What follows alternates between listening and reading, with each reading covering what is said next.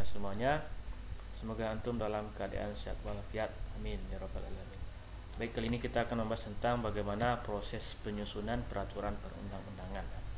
Jadi sebelum menjadi undang-undang yang kita pakai pada saat ini, undang-undang sudah beberapa kali mengalami perubahan ya.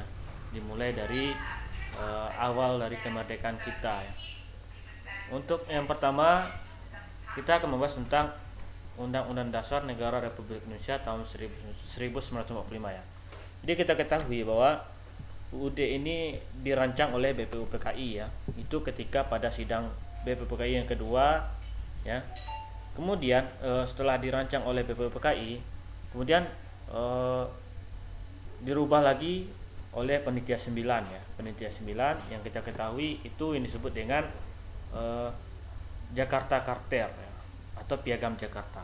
Jadi setelah itu mengalami perubahan lagi ketika sidang PPKI ya pada tanggal 18 Agustus ya, yaitu ketika sehari setelah kemerdekaan. Jadi itu. Jadi di dalam Undang-Undang Dasar ini ya, MPR berwenang mengubah dan menetapkan undang-undang sesuai dengan amanat pasal 3 ayat 1. Pasal 3 ayat 1 Undang-Undang Dasar Negara Republik Indonesia tahun 1945 ya. Jadi yang berwenang mengubah dari Undang-Undang Dasar itu adalah MPR. Jadi ada syarat-syaratnya ya. Syarat-syarat untuk mengubah dari undang-undang itu, walaupun wewenang MPR tetapi memiliki syarat. Apa syaratnya? Itu sesuai dengan pasal 37 Undang-Undang Dasar Negara Republik Indonesia ya. Yang pertama itu ada usul perubahan pasal-pasal ya. Itu diajukan oleh sekurang-kurangnya sepertiga dari jumlah anggota MPR. Kemudian sidang MPR untuk mengubah pasal-pasal dihadiri oleh 2/3 dari anggota ya. Dan ada pasal 37 ayat 3 dan ayat 4 ya. Oke, kita lihat selanjutnya. Undang-Undang Dasar tahun 1945 sudah mengalami perubahan sebanyak 4 kali ya. Kita ketahui bahwa perubahan itu diawali dengan adanya reformasi ya.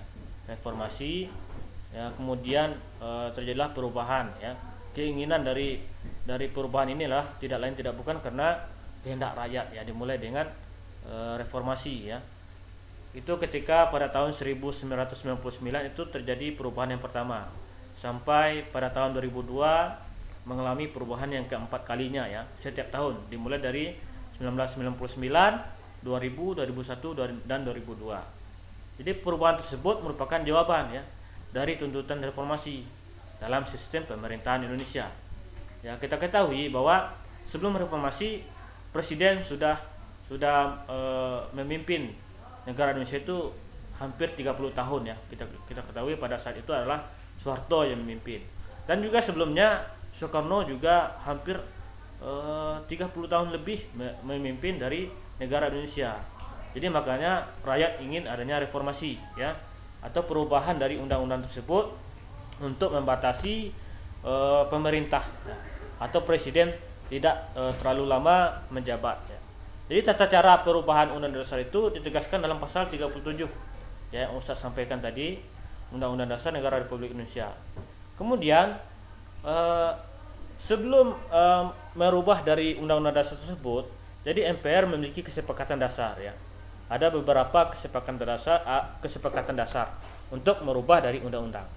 Semoga antum bisa memahaminya pembelajaran kita hari ini. Jadi tugas antum hari ini adalah antum catat di buku catatan pasal 3 ayat 1 Undang-Undang Dasar tahun 1945, kemudian pasal 37 Undang-Undang Dasar, kemudian kesepakatan dasar. Jadi ada 3 tugas antum ya. Pasal 3 ayat 1, kemudian pasal 37 semua ayat ya. Jadi ada 4 ayat. Kemudian antum catat kesepakatan dasar dari MPR ya sebelum melaksanakan perubahan. Assalamualaikum warahmatullahi wabarakatuh.